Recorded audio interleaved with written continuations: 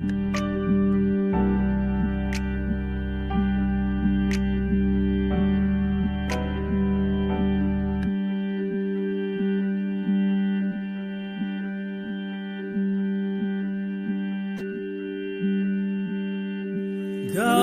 down, Moses,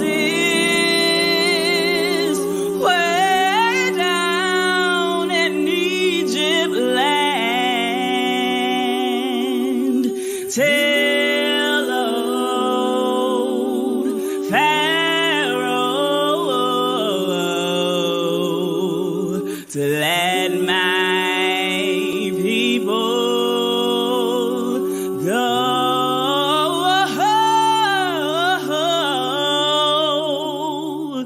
Go down, Moses, way down in Egypt land. Tell old Pharaoh to let my people go.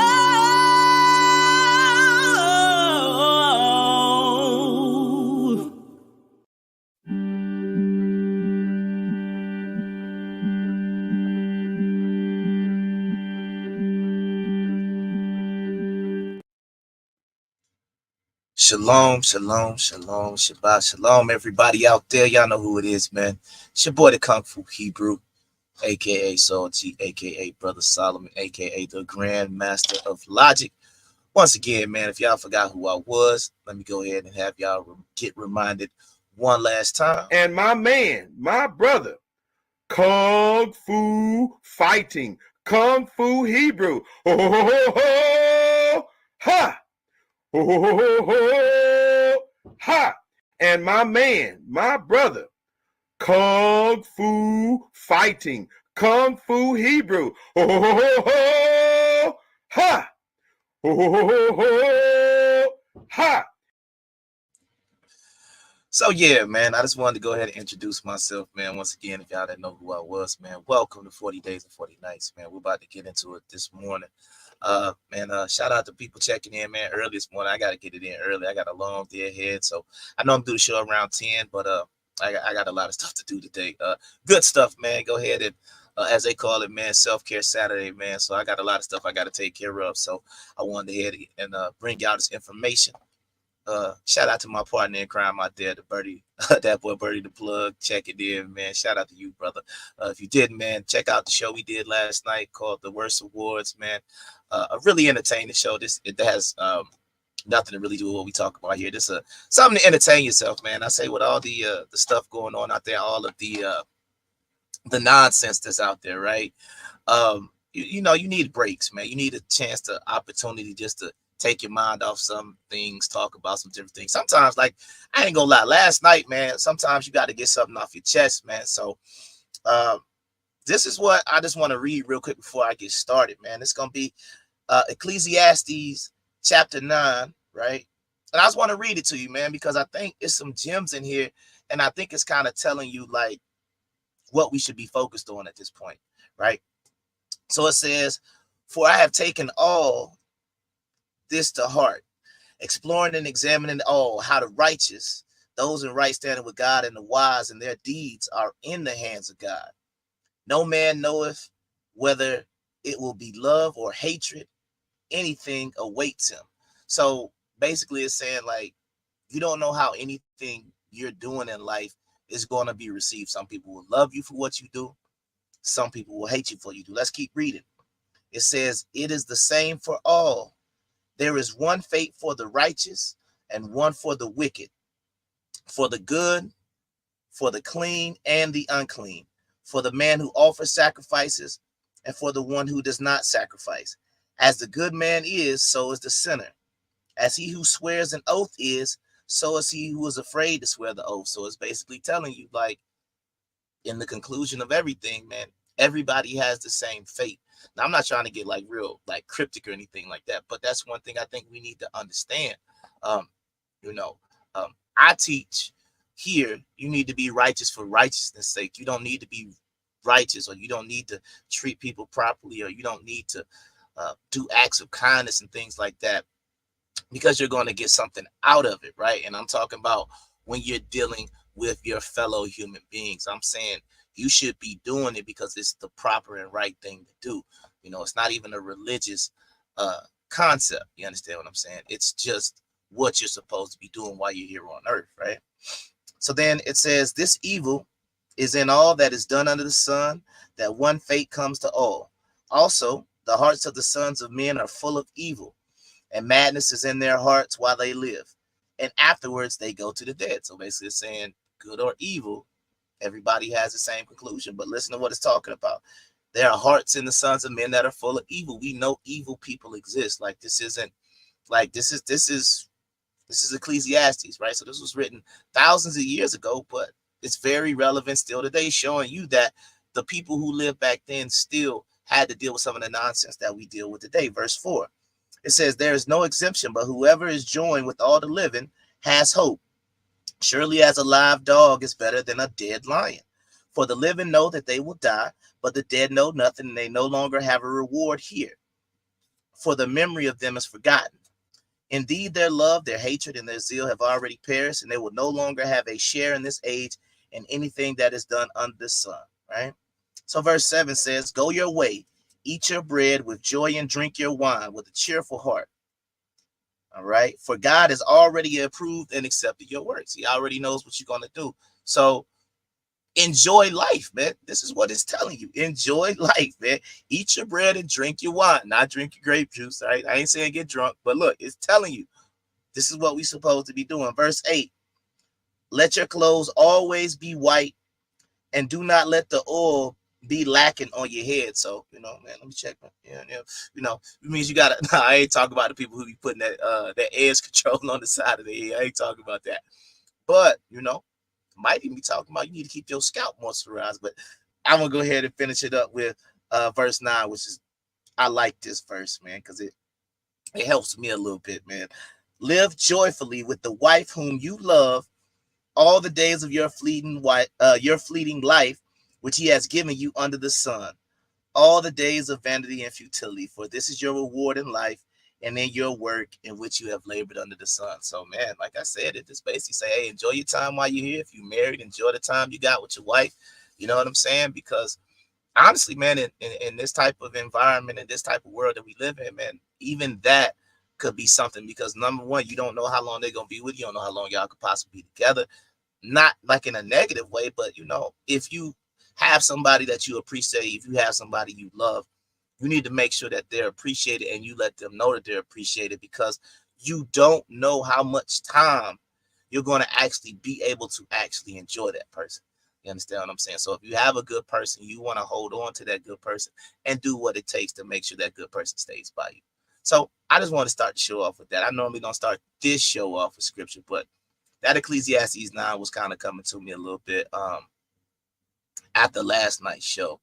But let's get into today's show, man. We're talking about idolatry and other deities in the Bible, man, because if you saw my last show where I interviewed the author Edward Dodge, man, we have to be able to understand these things in context, because like it's too many in this. I don't want to. I mean, we can use the conscious community, we can use the intellectual community, we can use the religious community. There are too many times where everybody's looking for a gotcha moment. Everybody's looking for a moment to be superior to somebody else, to say, oh, my doctrine is better than this doctrine, to say, yeah, good morning,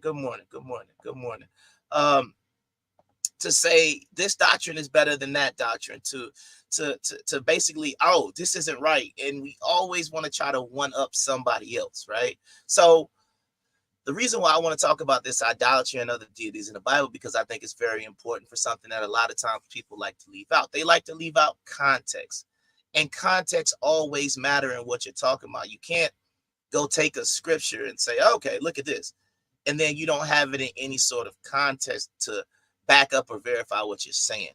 So let me just go ahead and get right into this, man.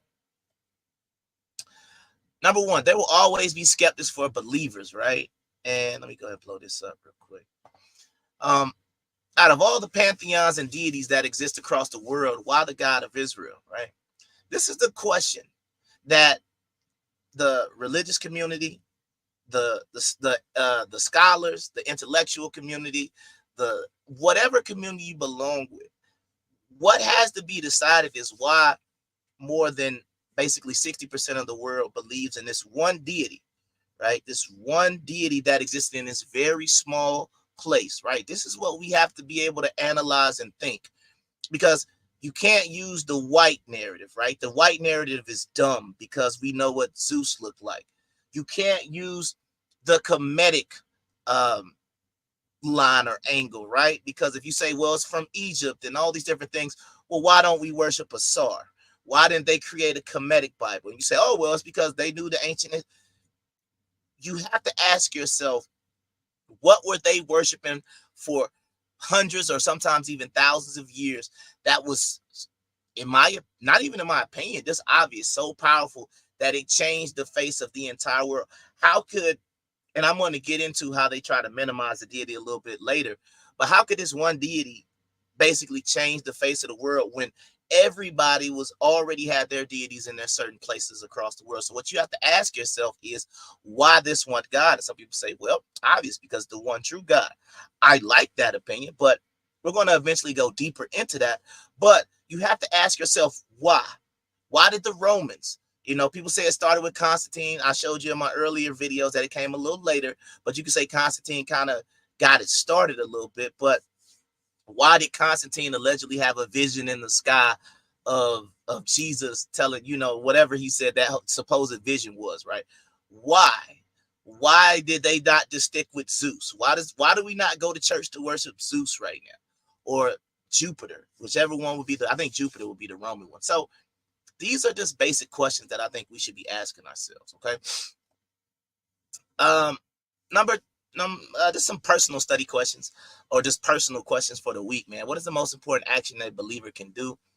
And the second part is one that I always love talking about, because once again, I deal with these podcast intellectuals, different doctrines and groups out there. So when it says, how do scholars explain similarities in religions that have no contact or transmission? And basically what that means is, if you never came in contact with another culture or region, how are these things supposed to be plagiarism, or in some point, like, how is it supposed to be plagiarism, right? Like, for example, that's one of the biggest ideas, right, is the plagiarism debate, right? Is something copied? Did you steal this? Did you take that? Where did this original idea come from? It doesn't make any sense, because you can't prove transmission. You can't prove where it came from. You can have hypothesize and you can make up stuff, but at the end of the day, you can't say that something that took place 3,000 years ago had a way to do it. Like, for example, real quick, like Moses, right? People will say Moses is not a historical person, but they will still say that, but the Bible says you learned everything in Egypt and Moses grew up in Pharaoh's house. So what do you mean? It's like, you can't have it both ways. Either you're going to admit Moses is real, or you got to admit there's no transmission and move on. You understand what I'm saying? But you can't have it both ways, because I feel like this is the intellectual dishonesty that we have in a lot of these communities. But let's keep going.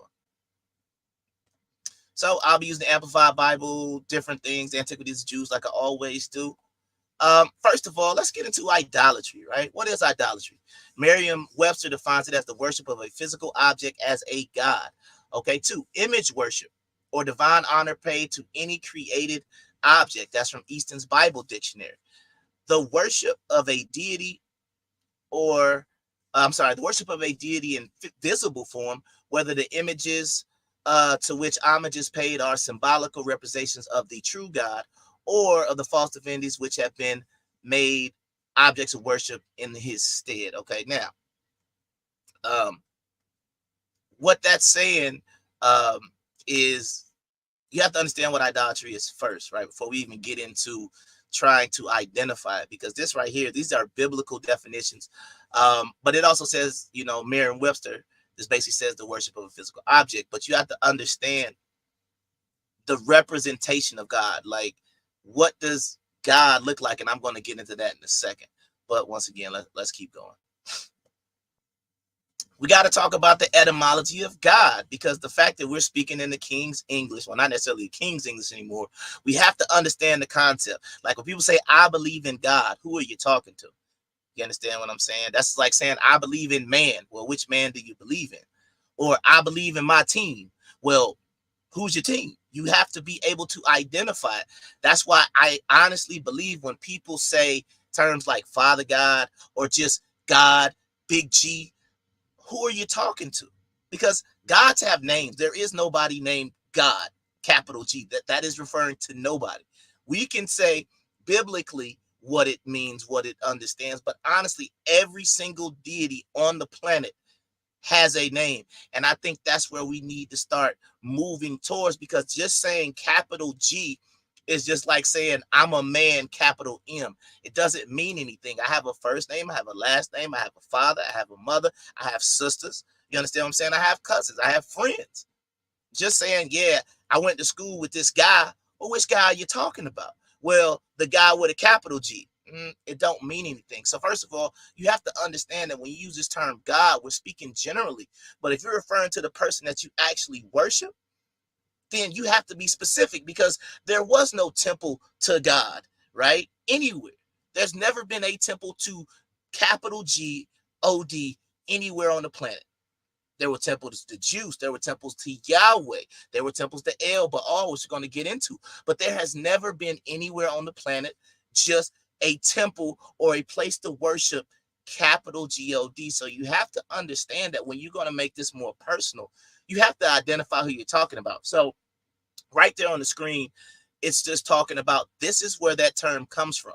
So if you keep going back, eventually you get to these different languages when it was translated, and that's where we get God from. So one thing that I need to point out in my lesson is that this is something that people get lost, and this is one of those gotcha moments, right, that I'm going to get to in a second, and I'm going to address some of the things I talked about with Edward Dodge as well. So you have to be able to understand, like when we say God in English, we're just using a generic term. So now, as I go into some of these other things, you have to understand when you read the Bible, or even if you get into the old Hebrew, what did that actually mean? You understand what I'm saying? So let's talk about it. First name of God that I'm going to talk about is El Elyon, right? And this was used in Genesis 14:18, referring to Melchizedek, who was a king and priest of Salem. And this is Strong's H5946. So right here, this is El Elyon, the God Most High, or Elyon, God Most High. You have to remember, and this is what I keep trying to explain to people, but because a lot of times we have this, I don't know, we sometimes you want to be a biblical purist, or you want to be a religious purist about what you believe in, but you don't want to see things in the same context, right? When you see this term El Elyon, some people would go back and say, wait, hold on, but El was a Canaanite deity.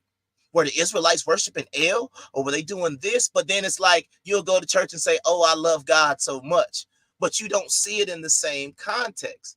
When you see that term El, that, like it says when we translate it, that's just God, God the Most High, because where did Abraham live? Where did Jacob live? Where did Isaac live? Abraham came out of Mesopotamia, right, over into the Canaanite region, right? I believe in Haran.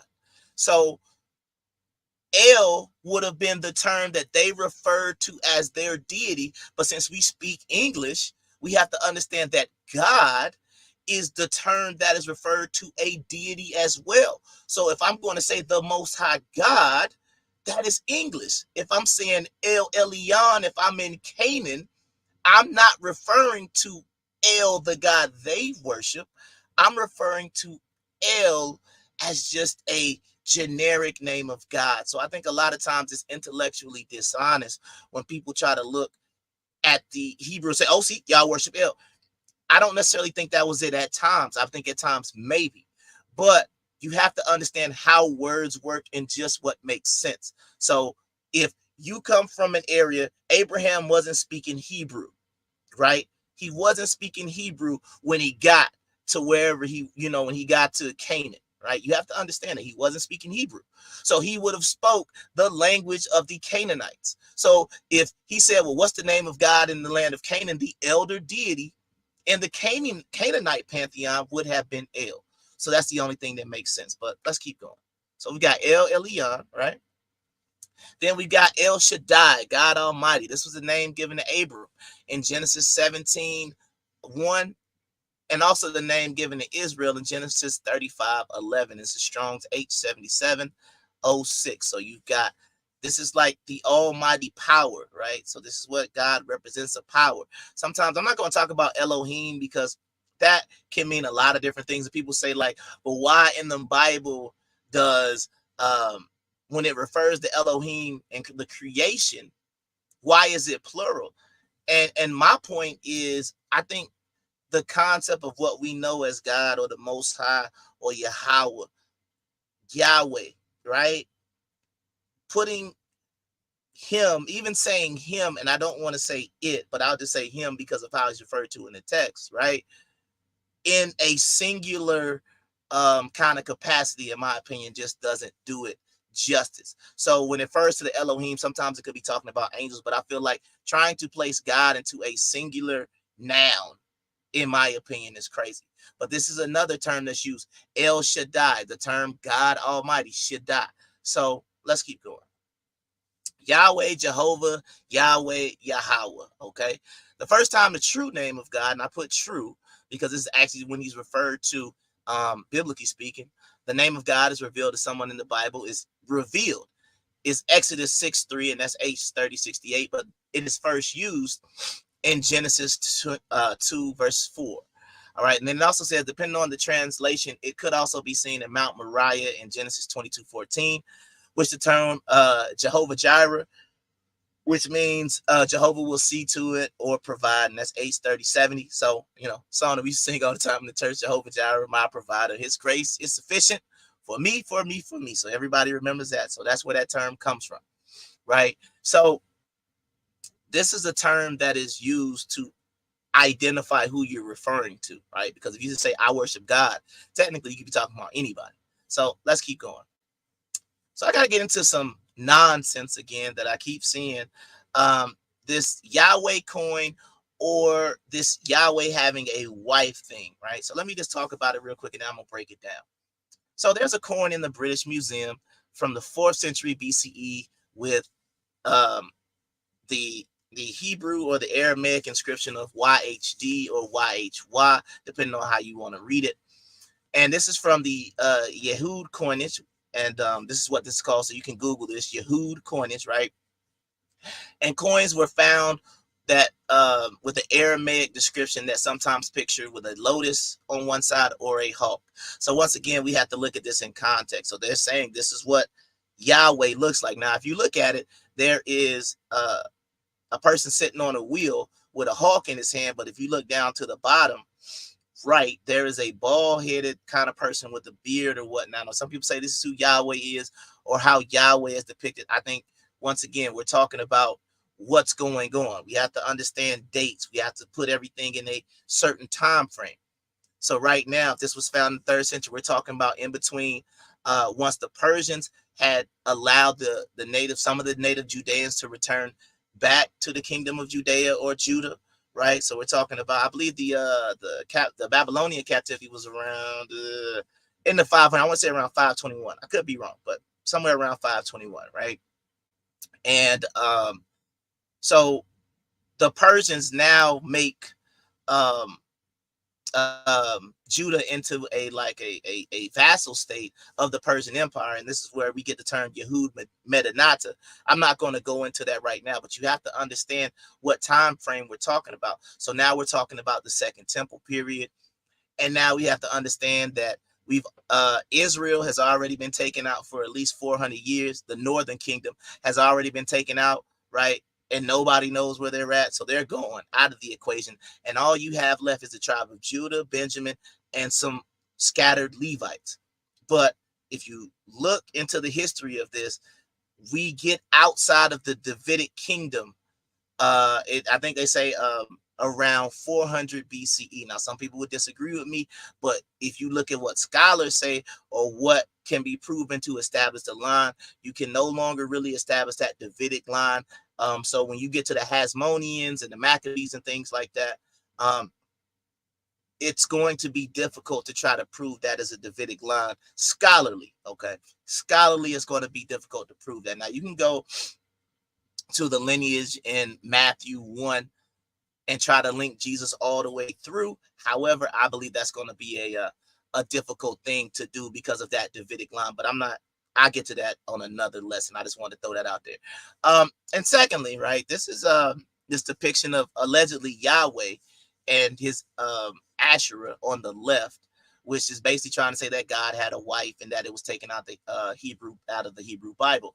An Oxford scholar named Raphael Patai said that God was married to Asherah. This is basically where it comes from. A couple of scholars at Oxford said God had a wife, and then it basically just flowed, and people kind of ran with it.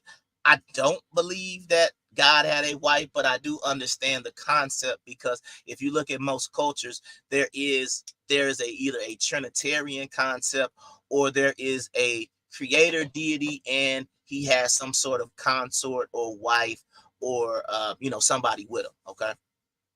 But once again, I think this is dumb, because the other thing about it, when they found it, it's like people don't understand that propaganda exists. So if you see Yahweh and his wife, or you see this, somebody could just draw anything, but it's just like, this was not something that was worshiped. This even looks like propaganda. So you might see this dumb picture floating around and say, oh yeah, Yahweh had a wife. This is stupid, right? This is just dumb. If you want to take this and say, oh, well, this is what Yahweh, it just doesn't make any sense. All right. So Abraham in the book of Jasher, right? In Genesis 11:28 says Abraham was from Ur of the Chaldees. All right, in the book of Jasher, that's in the Apocrypha, has a story about Abraham placing food in front of his father's idols. Says Abraham came from Ur of the Chaldees, which is in Mesopotamia or Sumer. So the god of Ur was named Nana, Suin, or Sin. Also, Marduk would have been an important deity in that Sumerian region as well. All right, so right here, I just wanted to point out something. If you look on the left, right, this is a chart that I made that basically shows, like, in my opinion, the righteous kings of Israel. So you had Saul, like, and as far as being righteous, I mean like idol worshipers. So you had Saul, David, Solomon, Asa, Jehoshaphat, Hezekiah could be on there, and I might be missing maybe one or two more, but let's just say you have 5 or 6 kings. If you look on the right, everybody else worship idols. So you have to ask yourself, there has to be something to this idol worship. Otherwise, why does it keep saying throughout the book of Chronicles, throughout the book of Kings, that they keep worshiping, or they left these poles up? Because me and Edward Dodge talked about, when it talks about these poles, that was the symbol of Asherah, right? So they're worshiping some other deity. So I don't understand why there would be an issue with talking about idolatry in the Bible. Like, it doesn't make any sense that you wouldn't want to talk about, like, no, they always were worshiping Yahweh. It just doesn't make any sense. Okay. So let's talk about Baal, right? This is the Canaanite deity of fertility and rain. Later on, he will be associated with the Philistine deity Beelzebub or Baalzebub. And he's also mentioned in the Quran as well. Okay. So this would be a statue of Baal. I think a lot of times, I think once again, it's a dumb thing to try to look at these statues and say, well, do they look, what kind of person does that look like? Because we say that deities imitate their cultures, but I'll get into that in the later session too. El, right? In common term for deity in Semitic language, the elder god of the Canaanite pantheon, the wife of Asherah and others, the father of Baal, and sometimes symbolized as a bull. So right here, this is why when you're coming out of the land of Egypt, this is a possible representation. When they said build the golden calf, now they could have necessarily been referring to El, because sometimes he's symbolized as a bull. So this could have been El worship coming out of Egypt. Okay, but we don't know. It just said he built a golden calf. It doesn't necessarily say who the golden calf was, but obviously they had some sort of knowledge of this bull or this golden calf that was created. But I'm going to talk a little bit more about that. But this is El. This is what he looked like. And yeah, we'll get into it. Asherah. Asherah is mentioned 22 times in the Bible. She is associated with a wooden object identified with her worship. She is also the goddess of fertility and the mother goddess, okay? She was a consort to El and mother of at least 70 gods. So right here, when you start talking about these Asherah poles and things like that, when you start reading through the book of Chronicles and the book of Kings, this is who it's referring to. This is who they were worshiping at the time, okay? Hathor, or the Apis bull. Now, since if you go along with the biblical narrative, when the Exodus was occurring somewhere around 1450 something BCE, you have to understand that the Egyptians were also going to be in play when we start talking about the creation of the golden calf in the wilderness, right? So Hathor is sometimes depicted as a cow, right? But you also had the Apis bull, and if you remember, the Apis bull was what they made the later Ptolemaic deity Serapis, when I believe they mixed the Apis bull and another local Kemetic deity. All right. So right now, man, you could take a quick Google break, but actually, what I want to do is I don't want to take a quick Google break, man. What I want to do, man, is thank the first sponsor of Libre TV, 40 Days and 40 Nights, man. My cousin, man. I really appreciate him for allowing me to promote his business. So without further ado, man, if you're out in the Clayton County, or even if you're not in the Clayton County area of Atlanta, Georgia, whatever, please support this brother's business if you can. I'm gonna let the food speak for itself. You can go to his website.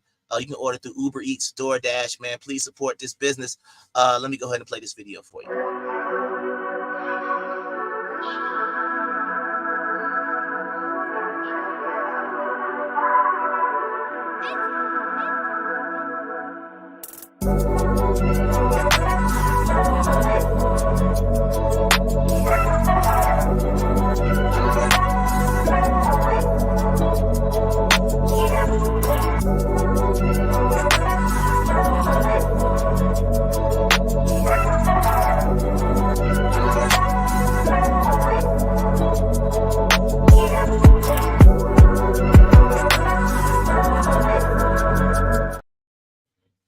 Yeah, so shout out to cousin, man, out there really doing some things.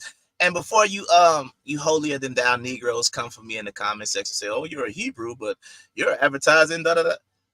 I'm advertising my cousin's restaurant, man. Regardless of whether we believe the same, that's family, so y'all can miss me with all that other stuff, okay? Yeah, I saw the bacon.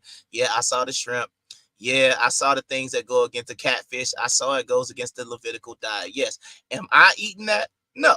But he has plenty of things on the menu that I can eat. So I'm not going to beat my cousin up because he don't practice the Levitical law. That's stupid. I'm not going to not promote him because, once again, this is this YouTube era that we live in. This is that holier than thou era we live in. He my cousin. I'm promoting his business. So if you eat bacon, go ahead and eat bacon. Enjoy yourself. You understand what I'm saying? I'm not going to knock you. But if you say you follow what I follow, then you already know. You got chicken and waffles we can deal with. I believe he got chicken sauces, burgers, plenty of stuff that I can eat. You understand what I'm saying? The collard green and turkey egg rolls you saw, it's plenty of stuff on there I can eat. I don't have to put myself, not promote my brother, my cousin, just because his menu ain't, fully like halal or something like that. That's stupid. But anyway, let me go ahead, and I got a couple more things to talk about real quick, then I'm going to wrap this up. All right, so let's talk about Zeus, man, or Jupiter. He's mentioned in Acts 14, 12, 13, 12, and 13. This is the Greek supreme deity. He is the father of Hercules and married to Hera. So once again, Zeus or Jupiter is in the Bible. All right. Hermes or Mercury, pause. Mentioned in Acts 14, 12. And this will be the Greek messenger god. All right. Artemis or Diana is the goddess of the hunt and nature. Is mentioned 5 times in Acts chapter 19. And this is what we really should be focusing on, right? Modern idolatry, right? Because a lot of people say, oh, that's not an idol, because people feel like what I always say, and maybe it's just me speaking personally, but I can't think of the last time where, as they would say, I have prostrated myself on the ground. Or sometimes when I'm out here on the road, I will see Muslims, take out the no disrespect to what is actually called, but the carpet, right, that they roll out, and I will see them get on their knees and pray on the ground. I haven't done that in I don't know when the last time I've done that, right? So some people say, oh, well, it's not an idol because you don't get fully on your ground and worship it. I'm like, that's not what it means, right? Like, I already gave you the definitions of idolatry, but we have to talk about what modern idolatry is, right? And this is the problem that we have in our society, in our country, in these different groups that some of us associate with, right? Fashion, uh, shoes, clothes, bags, all these different things. It is idolatry to a certain extent, right? Because it's like, if you're not paying your bills, but you got on a new pair of Jordans, then you're putting not even what comes before God, but what comes before logic and common sense, right? You shouldn't be buying a $200 pair of shoes if you don't have enough money to pay your bills, right? I got marijuana up there, not because I have a great issue with marijuana, just because I see sometimes what marijuana can do for people who don't know how to handle it. You understand what I'm saying? You're always asking people for money, but your hand always has a way to get marijuana. I don't understand how you make those two connections. Money is a huge idol, right? People will kill you.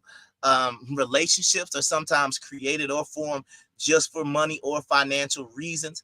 So money is a huge idol in modern terms, because the bottom line is whatever God you believe in. I mean, shoot, when you look at what I got right here, it's a $20 bill, right? So what does that say? Oh, you ain't gonna be able to see it because of my green screen, but in God we trust. That's what's on the money.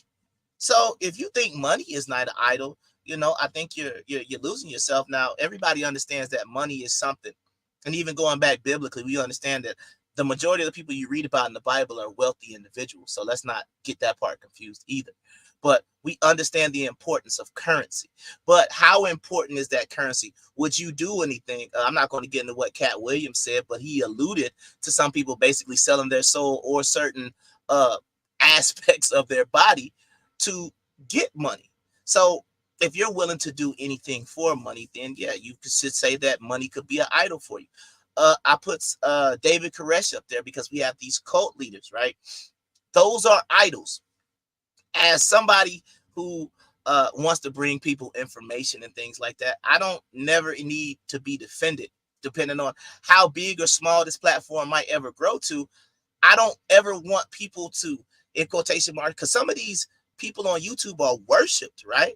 Like, honestly, remember when Kevin Samuels was still alive? Honestly, I would say he was an idol to some people, because people would defend this man like to the death almost. You understand what I'm saying? So you have these modern idols that people, yes, they some people do have altars and actually do physically worship these people, but the level of importance that they place on these people, you have to be extremely careful. I put Beyonce up there because shoot, I see on my timeline people would just have arguments, lose friendships with people who they know in real life, who they claim to love, over an opinion about Beyonce. It doesn't make any sense, right?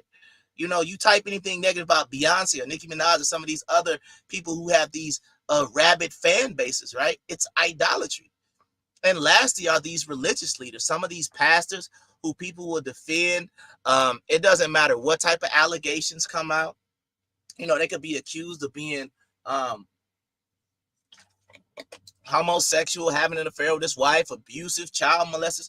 People will defend these religious leaders, and it doesn't make any sense. Some of these, especially in the Hebrew Israelite community, some of these leaders of some of these camps are basically almost seen as like godlike. You understand what I'm saying? They can do no wrong. They can do no evil. Some people will defend them more than they would defend the Most High. And that's just awful to me. I don't understand how you could read this book, say you comprehend this book, but then you get into man worship. That's the one thing I told you, man. Over here, we're never going to man worship.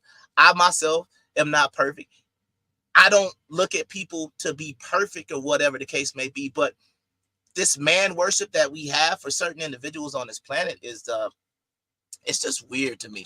So you want to make sure you're avoiding this modern idolatry as well. Sometimes the relationship that you want or the relationship that you in could be a form of idolatry as well. If you are putting your relationship, this person that you're dealing with, before your personal well-being, that could almost be a form of modern idolatry. Not in the form that we're talking about from biblical times where you're actually worshiping other gods, but the concept of putting something else before yourself, putting something else before your own self well-being. Now, I would say I don't consider that with children, right? I feel like that's how it's supposed to be. You should put yourself second when it comes to your children.